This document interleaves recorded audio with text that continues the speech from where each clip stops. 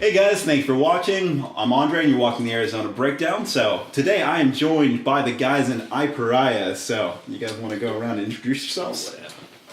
Me first? Oh, you're up, man. I'm Leo. I play guitar. I'm Leo. I also play guitar. I'm Steve. I'm the vocalist. I'm Adam, the bass dude. Definitely stoked to have you guys in today. Yeah, thanks for having us. Yeah, of course. So Pariah, you guys recently just released the new single, 21st Century Reckoning. So how's that been received so far? So far, I mean, we've been getting a lot of positive response. We released it through the Circle Pit, which those guys are always, we're thankful to them for always giving us a platform to release music on. But so far, response has been great. I mean, everyone seems to be really digging the tunes. Hell yeah. For show. I've listened to it myself and definitely am enjoying it so far. Thank you. Yeah. So other than the single, what have you guys been up to for the year 2018? Well, I mean, gearing up for next year, basically. I mean, but so far, I mean, we did a week-long tour with The World to Come. We've been dealing with, I mean, really, the last half of the year was really just preparation for the next release. Like tomorrow, we're going in to record a music video for another song, which will be released before the album comes out. EP, I should say. And then beyond that, we're just kind of taking things as they come. Okay, hell yeah. We killed a beaver. We did. R.I.P. Bert. Care to explain? I think Adam explains this story best. All right, so the story and tragedy of Bert the Beaver. I didn't see any of it, so I'll start off at being that because I was laying down in the back. We laid down all the back seats because that way it's just, you know, a bunch of stinky dudes in a car. I mean, it was just Steve's war engine ride. We cram everyone into the old Dodge Nitro. And I remember I was kind of just starting to fall asleep in here. No. And then and I was like, and at this point I'm starting to get up, and as I'm getting up, I hear, dum, dum, dum. And so this beaver apparently, you know, from like what everybody else that actually had visuals on the thing, it kind of hopped out and was kind of going back and forth, like deciding like, should I cross? Should I not cross? Should I cross? And then that all became this whole story of, you know, he messed with like the Beaver Yellowstone Dam. Yeah, we're at Yellowstone, so like beautiful. That's honestly that and like northern Idaho and like the Seattle area is just amazing. Yeah, he messed with like the stick of this dam. Like we stopped off at some pull off, and there was this beautiful river, and we're just hanging out and doing shit. And he grabs this thing and is messing with it a little bit. Well, we all say that was his dam. And he kind of got out there and he kind of like, I don't know. And then he was just so distraught about like, you know, his house being ruined. And he decided, now's the time. He just jumps and hits all three tires. Yeah. And we were just like all like, oh no! Like the whole car was just like in hysterics. Like, what the hell just happened? I don't know what happened. All I just know is I hear people screaming no, and I'm thinking we're about to die and fall into like a river. But yeah. And before anyone thinks I'm an asshole, we're going downhill in switchbacks through Yellowstone Park. We were on our way to a show in Salt Lake, and I see the beaver, and I start slowing down, but I'm hauling a trailer going downhill. You can't just slam on the brakes. When he jumped out, there was nothing I could have done. But the best part was I always tell the story with, we hit him with every single tire. And by that, I mean the vehicle hit him, and then I looked in the mirror, and the trailer went airborne when it hit him. Oh, holy shit. And I cannot believe how big beavers are. I did not realize they were so big. Yeah, you said he was about this big, right? Like a medium-sized dog. Yeah, tail to nose, and it was, he's a big, meaty motherfucker. And yeah, we totally, and then The World to Come, we were on tour with them, and they were behind us, and we messaged them, like, dude, we totally killed this beaver. And they're like, yeah, we saw it. Half an hour later. Yeah. It was like half an hour later, they're like, dude, what the fuck? I'm like, what did we do? Yeah. He's like, we saw Bert. Yeah. What was left of him? And I was like, dude, was it like bad? He's like, oh, it was bad. Like I think it was Shane. Yeah, he was in I half. can't remember. Yeah, he's like, oh, he was like, it was nasty. Yeah. So then the rest of the tour was dedicated to Bert the Beaver, and Rest in peace. That was the peak of 2018 for me. You fucking tour. I killed a beaver. So you destroyed his home and then killed him. The joke was my vehicle. We called my vehicle the War Engine after the EP we released, and after that, it is now called the Murder Machine. So, yeah. I mean, makes sense. Okay, so I Pariah, not for beavers. No. we're very anti-beaver. Yeah. Well, certain beavers. At least it was a mercy killing. So Yeah. He wanted to go. Yeah, I mean, apparently. We say that he kissed his wife and kid goodbye and said, "I'm going out for a pack of smokes," and he never came out. Oh goddamn! All right, so that rest in peace. Yeah, Bert, you will be missed. he could have been an alcoholic. We don't know. He could have been a piece of shit. Maybe I did his family a favor. Maybe he slapped around his wife or something with that beaver tail. Maybe he was abusive. Yeah. Okay, so we're going to justify this and we're going to say that you did the world a favor. He was the beaver world. He was pretty big. It could have been like the Harvey Weinstein of beavers. oh God, come on. Oh God. Well, I mean, so Fucking hate beavers. So, can you give us any insight into the lyrical inspiration for the tracks on War Engine, and what can we expect lyrically from Pariah? Oh, okay. Deep ones, buddy. Put on the spot. Yeah. More beavers. How do I say this so I don't appeal to just one side of the aisle? We're very like social band, I guess, socially Conscious. lyrics are socially relevant. So current events, it's something I'm big into that I'm passionate about, but I do try and write the lyrics so that when you read them, it doesn't appeal to one audience. It's something a little bit of everyone can take. War Engine in particular took some lyrics were inspired by the song or the movie The Dictator. So the line "You're not machine men with machine minds," or machine hearts. And the idea for me is I wrote 2 songs off that EP in one day, and it was when we were driving to California. I was with another band at the time, and I was listening to the pre-pro, and a certain, let's say, political event was happening on that day, and it inspired me so to write the lyrics. And War Engine is predominantly about, most of the album is about regardless of what happens for good or for bad, we're a country founded on certain principles that I think we should be proud of, or should hold dear. And a lot of the lyrics are about having pride in those values and doing our part as citizens to protect those values. Okay. So, yeah. Okay. No, absolutely. And as for you guys, so for the instruments, have there been, as far as your guys' inspirations, what have you guys been bringing to the table for Hate Prayer? Well, I think so. We basically honestly one of our guy Garen, rest in peace. No, our Gare Bear. He's the primary writer. He wrote most of War Engine. It kind of works to where he'll build the shell of the song and bring it to us, and then we all kind of add our own thing. I'll get. I'm always hounding as I feel bad because I'm always like, "Hey, you got it done yet, buddy? I want to."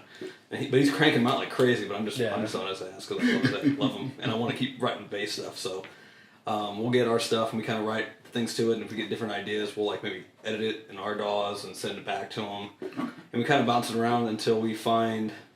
Until else usually sparks another idea in him, and he throws us back this thing that's yeah, that's awesome. Okay.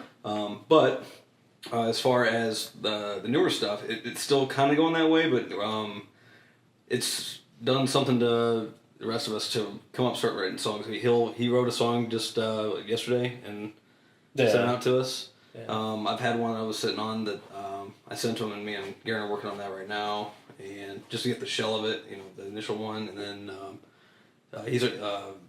Mr. Leo over here has wrote 2 really good ones. I think he's working on a 3rd one as well now. So, and these are ones that are like after this next release. So we're already working on new material. We were trying to stack it up, and then by the time we're ready to release this one, we're already gonna have probably the next one ready to go. Hell yeah. I'd say Hate Prayer is more of a consistent sound too, because when War Engine came together, that EP was written over the course of the band forming. So, when we did form, we've had a steady lineup for a while now. But when the band started, we had people come and go just while Garen and I were getting things off the ground. So those songs were kind of being written through that process. So War Engine was kind of collection of songs for during the forming process, and Hate Prayer is an EP where all the songs were written fairly close together, so it's more of a consistent sound. We were more of it's the best representation of where we're at as a band right now. Even the new stuff now, I think it's all in the pre-production phase, but looking forward to the stuff that's coming out, I can already tell that that's going to be the next stage in development. But I can definitely say Hate Prayer is definitely, this is the most current sound you'll get from us right now. Okay. Oh yeah. Well, I think definitely it's matured Yeah, quite a bit from, it's from the first one. So. Yeah. yeah, and listening to the newest single, just the comparison between War Engine and the single that you guys have dropped so far, like the growth there, it definitely it sounds more refined. Yeah. So I definitely wanted to say good job in regards to that. Like Thank you. overall, like a great track, but just like pinpointing specifically that. Great job. Thank you. Yeah, we're getting to that point where I think we're starting to get more of an idea of what we want things to sound like. So I think it's fair to say War Engine was more influenced by the bands that influence us, where Hate Prayer is going to be more of, still heavily influenced by the bands we love, but this is more our take on the style of music we enjoy. So this is the best thing that we can do towards the genre. So Okay. Oh yeah. So when can we expect to hear more songs from Hate Prayer? fairly soon. We're doing the music video. We're filming that. That'll be the next one you probably hear. Okay. Which we're hoping by the time it's shot, edited, and ready to go, it should be before the end of the year. Yeah. That's what we're shooting for. It definitely will. Okay. But we are going through a PR rep for this. Yeah, we're going through PR, so they have a large say in how things get released and when they get released. Yeah. So. Yeah. So I mean, it's up to them about how the rest of this is going to go down. But we do have a CD release show locked in, Ooh, okay. and we're kind of planning around and before that, Yeah. and just take it from there. Okay. Hell yeah. Very excited for that. Okay, so I've been seeing shows hosted by Pariah Productions as of late. Can you guys give us a rundown on what that is, and will we see more Pariah Productions in the future? Yeah, absolutely. We have more shows booked in the future that should be getting announced here pretty shortly. I will say that name is actually going to be being changed just because it has caused confusion where when we do throw a show that we're not playing, people think we're playing it. So, a lot of that. Yeah, I really thought, if our name wasn't on the flyer, that should be an indicator, but it's like it's in the top. Yeah. We're that modest that we shrink our name down and put it at the very top. God damn. But Adam's over here. it's I think that we've all been in a lot of bands who have tried different things, and I think that this is something different. We're trying to continue to brand ourselves outside of just playing our own live shows. So it's our, I think we feel like we have something to bring to the table when it comes to putting on shows just through experience, that we want to contribute to the music community in that way by putting on, our standard is we only want to put on the best shows that we can. So I think it's fair to say that there are a lot of shows happening where you can look at the flyer and be like, oh, there's 2 good bands, or I really want to go see this band. Our objective is to make shows where you want to see every single band, which I think any promoter wants to do, but we really, really strive to not, fill in any gaps with any bands. Yeah. But it's something to just keep branding the name, get the name out there in front of people. What we'll be going over with in the future is going to be probably more like a song title that we use to call it. So, the production company, just to keep things in line. Yeah. But it's just something to keep us moving, keep us branding with the community. And it's been really good so far. We've had killer shows. We've had really good turnouts. And even some of the guys that we've, maybe we haven't known like that well. We just kind of dig their band, like I just get them on the show. Then we meet them and hang out with them, and we realize that they're straight up dudes. Like this is it's just even building more and more friends too. Oh, yeah. So just solidifying the community, like you said. So and it also goes. I have to honestly give most of the credit to the idea to. I used to play bass in Animus Complex, and all of those guys are so business savvy, but they know so much that I learned so much from working with them. And we used to do a bunch of DIY shows, like with the guys in A Distant Calm back in the day, and that's when the DIY show thing started for us. Not that it's never been around. DIY shows have been around forever, obviously, but it was my first exposure to it. And then Animus really started running with it, and I was like, this is killer. Like, we can actually put on our own shows. Largely to do with the fact that the venues in the Valley actually work with bands, which is amazing. Like, it really wouldn't be possible without the venues being so, open to working with bands. Yeah. But once we started booking our own shows, then the idea kind of flowed like, we don't have to just book our own shows. We can book other shows too and kind of branch out from there. But I learned so much from all the dudes in Animus about how to put a show together, how to, promote, how, basic business decisions. I learned a lot of that from them. And I think it spawned, this idea and this monster now. Hell yeah. Well, it's definitely good to see you guys like branching out and branding, because that's one thing that definitely is invaluable.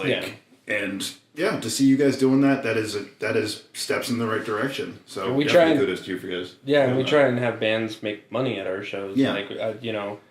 There's a lot of great promoters in the Valley. Our goal is to put on shows where bands can have the opportunity to make money, real money. And a lot of the we do tier-based ticket sales. So the more you sell, the more you make. And so A, there's the incentive to sell more, and B, you're actually rewarded for your efforts. Yeah. So if you sell, you hit that 50 ticket mark, you're going to get paid more than if you sold 10 tickets. Yeah. And, Put in and more just to be effort. clear, we're not like putting down any other promoter or anything like that. No, all the no. guys have had us on their shows have just been super awesome and great to work with. So big shout out to them. Thank you for that. Yeah. Also, thank you to Club Red, because that's kind of like our Club Red has been That's great all. to us. Well, and to be honest, We do a I lot mean, there. Kim from 13th Floor. she's awesome. Kim is bae. Aside from taking care of us like she has, she's also helped us with this. Like I've sent her texts or phone. We've had phone calls where I'm like, I have questions, and she's always there. She gives me good answers. She gives me good advice. So it's just another cool thing about the community we have is that she's my personal favorite promoter, and she's always there for us, whether we're playing shows or putting on shows. So. Yeah, and I mean, Kim's definitely been there. I mean, there's a lot of promoters that have come and gone, and Kim's just one that's been here for the long haul. Yeah, So. You don't piss off Kim. Yeah. So, for anyone who doesn't know, so Stephen is one of the hosts of a podcast, There Can Only Be One. It centers around hypothetical bouts between some of our favorite superheroes and other fictional characters. So, let's mix it up and do a little Pariah, There Can Only Be One. So I'm just going to go through a couple different this or that's. So, Whitechapel or Fit for an Autopsy? Whitechapel. If you, yeah. This is his favorite band. Yeah, that's my favorite band. That was like that. Before it even came out of your mouth, you already answered. Which sucks because Fit for an Autopsy is amazing. They're in my top 5. In my opinion, I would go with Fit for an Autopsy on that one. But just, Yeah, I would go for Whitechapel as well. I grew up on them. Yeah. Okay. Oh yeah. Yeah. Rocky Point Cantina or the Clubhouse? Oh. Rocky Point. Rest in peace. Yeah. The Clubhouse, also rest in peace. Yeah. Yeah, Clubhouse for me. Yeah, I was gonna say. And my answer is, what is that? For anyone who doesn't know. Yeah, I've only been here for 2 years in Arizona, so basically as long as the band's been rolling. Yeah. Netflix or Hulu? Why don't we have both? No, I do have both. Damn. You know what? Honestly, I'm gonna have to go with Netflix for one reason, and that's the Next Generation, Star Trek Next Generation, and All you Trekkie fans out there. yeah, Ozark is also a great show. But I don't know. Hulu's helped me out in a pinch because they have football now, so Yeah. I watch my football through Hulu. I just got done watching that Maniac. Oh, that's a great. Yeah, that's a great. That was one. cool. It's Jonah Hill and Emma Stone. Emma Stone. Yeah. That's another easy yeah. person right there. Yeah. Oh. Scottsdale. Yes. Mhm. That was pretty good. So, not sponsored by Netflix, but go check that out. So, Axe Effects or Helix? Helix. Explain. Well, first of all, the user interface, at least I haven't messed with the Axe FX 3, but I have on like the 2. The user interface by far, just on the Helix, it's a simple click, drop, adjust a little bit, you're good. Whereas the Axe FX, you have to actively find stuff. The menus aren't easy to navigate, stuff like that. So the user interface, just off the bat, Helix. And then, I don't know. I do like the way the Axe FX sounds, but at the same time, I can pull very similar, if not the same, tones on the Helix, and it costs less. Yeah. So, Yeah. and then given because I did own the Helix rack with a control board. I recently sold it because I'm downsizing to the little HX Stomp. I only use, for live anyway, I only use a few blocks in my patch and I snapshot between rhythm and lead. Okay. So it's just it's really intuitive to use, and I've really had no complaints with it thus far. Durable too. Very durable. Okay. Oh yeah. And then finally, Chick-fil-A or Raising Cane's? Chick-fil-A. Where are we having this fucking? We were. This has been back and forth for a long time. Oh, Raising Cane's. Thank you. Yes. Thank you. Yeah. Somebody with good taste. Yeah. Finally. They're just chicken strips. They are gourmet chicken strips. Thank you very much. They're not dry ass flaky pieces of crap like Chick-fil-A. And they're open on Sunday. Okay. That's like the one. I mean, I don't carry either one. I mean, I'm just. Look at me. I love food. So, to me, if it's good chicken, it's good chicken. Yeah. I think the reason why the Chick-fil-A sandwich isn't so flaky or whatever is they've mastered the art of soaking the grease into it and making the coating one with the chicken boob. I can't. My mouth isn't even watering, but you just say Cane's chicken, and I'm like, Yup. oh. And their special sauce. The bread isn't even that good. Oh, the Texas toast is to die for. I'll go with you on that. Well, this has been a fun interview. That's one thing I love about that. Is the damn toast. Thank you for joining us. You gotta do like a pop up or something like that. Brought to you by our sponsor, Raising Cane's. So, touching base back on a previous point, how's the band dynamic been with Josh in the lineup now? Joshy Ooh, Poo. I don't know. Josh has been honestly. Josh has been amazing. I actually. So Josh is from Wickenburg, same town as I am. Him and my family and his family go way back. His older brother actually did like all my tattoo work. So it was easy transition for me personally because I've known him, like our whole life. But as far as since he's joined the band, he's brought a lot of like just drive. Like I think he's always wanting to work, always wanting to write, always wanting to play shows. He's kind of the yes man. Like he's always just down for whatever. Yeah, He also cool dude. Yep. also likes every single band. I don't think there's a band he doesn't like. Period. I've not actually heard him. 10,000 songs in his Spotify. Yeah, Yeah. he hit Spotify had to tell him, dude, That you gotta. was him. Yeah, Oh, yeah. yeah. Spotify was like, you gotta chill out, dude. It's like every other. You know he'll it's send bad something to us, when Spotify is like, It's not like I can't keep track. Like, yeah, like I don't, I don't have time to. Well, I guess I have time, but I just it's buried also in all like the stupid shit we talk about. But yeah. Like I remember one time, like I brought up to him like this band that I thought I had only heard out of like the 5 of us. He was like, "Oh yeah, I love them." I was like, "Come on, man!" I think I remember I used to play with those guys. And then every band, but then every band he would bring up to me, I was like, "What the fuck are these guys?" from?" Yeah. See, Josh is really supporting some music out there. Yeah, he is. He's a real He's a one. music file or whatever you So- call that. He likes a lot of dog shit too. He's gonna be like, "Fuck you, Steve." So, But I mean, just to expand on that though, like Josh has really been a godsend for this band. He's been fucking amazing for us. And I remember like one of the perfect examples of his work ethic is that he really wanted to do double strokes, Yeah. and he couldn't do them. And so he started like asking around, and like literally within like a week, he's like, "Hey, check this out, guys." And we're like, "What the Yeah. fuck?" He learned how to do double strokes on the kicks faster than I did when I was playing drums, and I'm the one that basically taught him how to do it. Yeah, he's like, "This is the method you do," and he's like, "Oh, okay," and then he's just got it down. Yeah. okay, we're gonna have to keep an eye out for Josh in the metal scene. Also, if anybody's got really good pointers on triggers, Yeah. I think there's a whole page dedicated to he's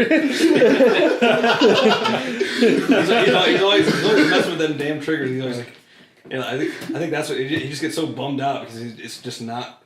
He's finding the sweet spot for him, and he's such a perfectionist. So, but he'll find it. Analog only, please. I tried to say that, and he's like, "No, fuck." Do not ask me if my trigger my kick. So, there's been a lot of commotion in regards to the whole support the local scene movement and whether or not a band should get support just because of the fact that they're local. Do you guys have a take on that? I think they should get support based on how good their music is and how willing they are to put themselves out. And as far as, because I hear a take where it's like you don't deserve support if you don't support others. While I can somewhat agree with that, you can't make somebody support something they don't like. You know, like if this band is going to tell me straight up they're not going to support my band because I haven't supported them, because I haven't liked their music, like, so be it. But I mean, it's like the way I see it is, just straight up. It's like you where was I going? I kind of know what you're saying. The thing is that I have seen a lot of that stuff. I don't really think it factors in to bands who are just more focused on working hard and like getting good at their craft and earning an audience. I think the argument is that people have too much time on their hands. They're arguing about that. Like, it's not, I see the points people make, and the thing is like, why don't you just go out and, obviously you're going to sell tickets to your friends because your friends are your friends. But I mean, put on a good enough show, keep getting better at your craft. And, I think it shows the bands that put in the work with the crowds they get. I mean, one band that comes to mind, obviously, is the Exile Martyr, has been hustling and hustling and hustling. They didn't ask for you to come support them. They didn't, make any drama about support. And they also don't make any stink about if you don't support them. I mean, I think it goes both ways. Yeah, they're pretty much just like us. Like, we stay in our lane and we do our thing. Yeah. And we put nose to the grindstone and get things done. Yeah. Which is how it should be. Yeah. Exactly. Just keep your eyes on the target. Don't get distracted with what other people all are this doing. other fucking noise around. Yeah, don't worry about that. Just It's fun to watch. Yeah. But It's really fun to watch. But ultimately, just go focus on your shit. Yeah. Write the coolest songs you can, bust as much ass as you can, throw as much money as you can afford at the thing. Yeah. Yeah. But be smart about where you place it, and just go have fucking fun. It's fucking music. Yeah. When you go to a show, just go have fun. Yeah. And this is the level where we have the opportunity to have fun with it. I have a good friend of mine. I don't want to sound, at the risk of sounding pretentious, but like scene and music community, like I have a buddy who, and I'm not gonna name drop him, but like he's toured the world several times over with some of the craziest musicians. And he's super humble and cool. And one thing he told me is, he's like, don't be worried about the scene. He's like, there is a scene. It's the national scene. He's like, that's the scene. If you want to be a part of a scene, that's the scene to be a part of. But when you're at this level, focus on getting to that level and don't worry about anything else. And I think, the older I get, the more I understand what he meant, which is like, we get to have fun at this level. But when, if we get put on a tour where we're out for 2-3 months, where we're really starving and we can't afford luxuries like a hotel room, or we don't get to see our families, or spend, we run out of PTO at work, or can't even keep a job because of how, that's when it's going to be work. And right now, while we want to get to that level, we're going to enjoy the fun. Yeah. Yeah. So we're going to move on to some fan and friend questions here. Lit. So Tight. let's see how this goes. So This is not starting well. I don't like the tone. So Basart wants to know. He wants to know why Josh Music only showers bi-weekly. Can you guys confirm this? Oh yeah, it's up to bi-weekly now. It's just Well, he's spending all his time on the drums, Yeah, that's true. Well, honestly, I'd say more like it smells like bi-weekly after he gets done killing the drums. Yeah. But I mean, he airs out really well because Yeah. he only wears tank tops. So, This is true. I don't know, man. That stuff is stuck to my car seats back on tour. I mean, Josh, I don't think I've ever seen you wearing like a regular shirt. So You will tomorrow. I can test the tank top there. that's true. Maybe he'll probably show up in just a tank. Like, Better not. whatever. It's Joshy. So Aaron Acera wants to know why the name change, or was there a name change? He was saying he remembers the band being Pariah at one point. He's completely hallucinating. That never happened. When we started, it was Pariah, and it only lasted, I think, 2 months, and not even that. It was like maybe a month. I remember we had stuff going, and I was like, I know I'm the new guy. At that time, I was like the new guy, and just like, hey, I don't know if I feel I have the right to even say anything right now, but just as a heads up, there's like this dude in like the UK that's like an EDM guy, and he's got a huge following, and you want to fight that battle later on? Or Yeah. Get rid of it now. And he's like, yeah, that's fine. So then we kicked around ideas for quite a while, and we settled on just throwing that icon. We wanted it to be Pariah included into the name because we didn't want to switch the band name. Just we're like, it's easier to add a couple words rather than take out the thing we've launched with. We ended up just settling on I Pariah. I mean, it's got kind of a cool meaning. Yeah. There's really no deep meaning to it other than we just wanted to modify it. So, but. And we've got good feedback on it. Yeah, I really like the name. I'm like, Yeah, I've had a lot of people actually. They're like, it's a cool band name, and I'm like, yeah, it was purely intentional. what were you gonna say?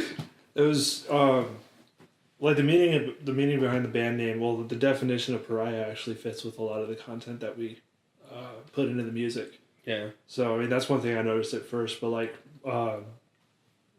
when I first heard about the band, because I actually started playing shows with them because Garen called me one day because the original guitarist was leaving. And he was like, hey, come fill in on some shows with us while we look for a guitarist.